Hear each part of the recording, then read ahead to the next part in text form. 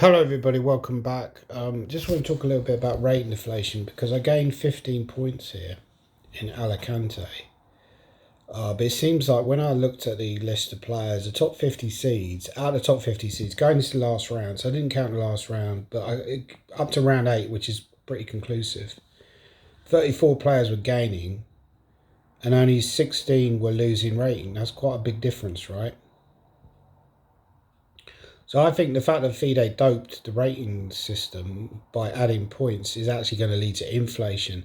Now, I think the reason they did that, so what they did was, a few months ago, was it the end of last year or the end of the previous year? I think it maybe been the end of the previous year. They decided to add a certain number of rating points to players rated below 2,000. The reason they did that was quite noticeably this deflation had happened in the system after the COVID lockdown, where lots of younger players were coming on the system, dragging everybody's rating down. The reason I think FIDE acted was not because of players like me losing rating. Like most of the older GMs have lost rating. I was rated over 2,500 at one point. Now I'm nowhere near that. The reason was, I think they were worried about people like Magnus Carlsen dropping below 2,800 because they're the big stars. I think when they acted, there was only one player rated over 2,800. So imagine if you're running the World Athletics Championships, World Athletics Corporation or whatever they call it, World Athletics Association, I should say. If the world records and the times and the standards keep getting worse, it looks bad. Even though in reality, standards in chess are stronger than they ever were.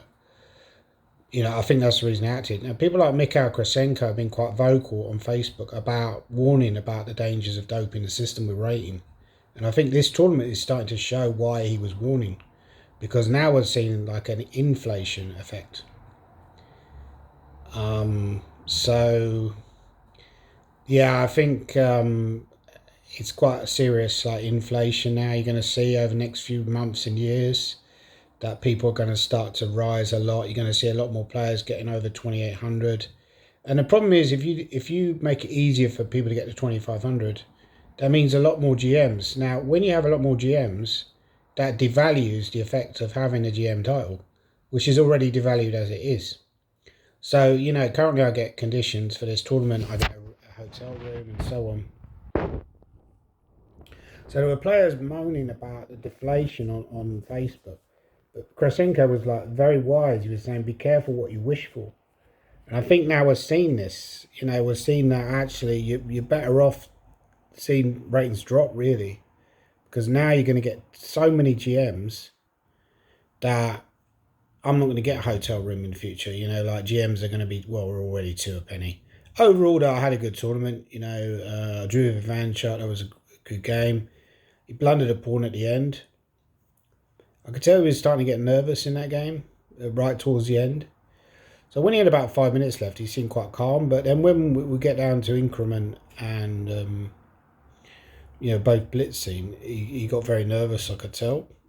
And I had a chance in that game. I probably should have played on at the end. This is where I'm lacking his ruthlessness. I offered a draw, actually. Normally I don't offer a draw, but I was so under pressure in that game. It's so hard when you play against, world-class players. Ivanchuk got 7.5 in this tournament. He's rated over 2,600. He's been over 2,700 in the past.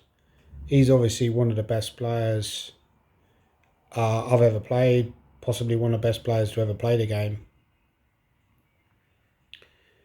It's very tough because mentally you are you feel like you're in a vice, They're setting you very difficult problems on every move, so it's very tough. I had a chance in this tournament, last 3 rounds.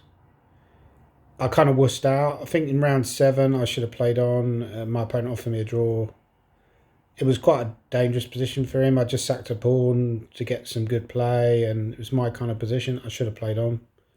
But I was scared. I thought if I lose, then I get black in the afternoon against someone rated probably about 2,300. Then I'm under pressure to win. If I draw, then I'm guaranteed to gain rating over the tournament. So all these factors enter your mind, and then so I accepted a draw offer. But I think that was my chance to maybe do something. Because if I won, it was still a long shot. Because I won that game, I'd have been black against someone really strong, like 2,600. and then you're probably going to lose. But if you don't, if you somehow survive that game and draw, say, then you get a white in the last round. You win that. You're one win away. You're one game away from getting 7.5, which is the big money. So 7 here doesn't win a lot because there's so many players. That's why it's so tough. I got 6.5 like I got last year. 6.5 wins nothing. I mean, I probably performed about 25.50, 25.60, but I win like zip, like zero, which is quite depressing. So, overall it's a good tournament, but it's still a bit depressing when you don't win anything. However well you played on paper. So anyway, that's my tournament. Yeah, one story that I actually want to talk about was I had to change rooms here because on the I probably posted about this on social media already, but there was a guy on his phone. So it was like the second night while I was here. So the game was due to start at 10 o'clock in the morning for the second round. There was a guy on his phone. So I heard him laughing about 1 o'clock in the morning. I fell asleep. Then I woke up again by him talking about 3:30 in the morning. And I knocked on his door. He answered. I said, do you mind? He was Spanish, this guy. I don't know if he was a chess player or not because he didn't look familiar at all. Normally, even though there's hundreds of people in a tournament, normally you recognise them. He didn't look like he was a chess player, actually. I think he might have been a student. So I knocked on the door, he answered, but then he said, yeah, whatever. And then he didn't do anything. He just kept on talking really loudly. I thought, this is horrendous, say, like till 6 o'clock in the morning, I couldn't get any sleep. So the next day, I asked to change rooms, and the hotel agreed. It's quite expensive to stay here, actually. I had to buy full board for the... I had to buy it, to get the room for the final night because I'm going back.